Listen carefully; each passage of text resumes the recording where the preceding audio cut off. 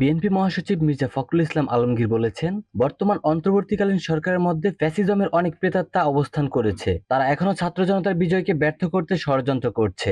মঙ্গলবার 17 সেপ্টেম্বর রাজধানীর নয়াপল্টনে বিএনপির কেন্দ্রীয় কার্যালয়ের সামনে সমাবেশে সভাপতির বক্তব্যে তিনি এ কথা বলেন। সমাবেশে প্রধান অতিথি হিসেবে ভার্চুয়ালি যুক্ত ছিলেন বিএনপির ভারপ্রাপ্ত চেয়ারম্যান তারেক রহমান। মির্জা ফখরুল ইসলাম আরো বলেন, বাংলাদেশের মানুষ সবসময় গণতান্ত্রিক অধিকার প্রতিষ্ঠার জন্য লড়াই করেছে, শুধু 52 কিংবা 71 নয়। গণতন্ত্র যেন সাস্টেইনেবল হয় সেজন্য আমরা 31 দফা দিয়েছি। ছাত্র জনতার আত্মত্যাগের বিনিময়ে আমরা একটা সুযোগ পেয়েছি গণতন্ত্র প্রতিষ্ঠার জন্য, সেটি যেন হেলায় হেলায় ফেলে না দেওয়া হয়। অন্তর্বর্তীকালীন সরকারের প্রতি দৃষ্টি আকর্ষণ করে মির্জা ফখরুল ইসলাম বলেন, সরকারের মধ্যে ফ্যাসিজমের অনেক প্রেতাত্মা এখনো অবস্থান করছে। তারা এখনো আমাদের বিজয়কে ব্যর্থ করতে ষড়যন্ত্র করছে। বর্তমান সরকারের কাছে আন্দোলনের প্রতিটি আহত, পঙ্গু ও শহীদের রাষ্ট্রীয়ভাবে ক্ষতিপূরণ দেওয়ার দাবি করেন বিএনপি মহাসচিব। সমাবেশে বিএনপির স্থায়ী কমিটির সদস্য খন্দকার ডক্টর মোশাররফ হোসেন বলেন, একদলীয় শাসনকে বিতাড়িত করে জিয়াউর রহমান বহুদলীয় গণতন্ত্র প্রতিষ্ঠা করেছিলেন। খালেদা জিয়া কেয়ারটেকার ব্যবস্থা করে সংসদীয় গণতন্ত্র পুনঃপ্রতিষ্ঠা করেছিলেন। তারেক রহমানের নেতৃত্বে আমরা গণতন্ত্র পুনরুদ্ধার করেছি।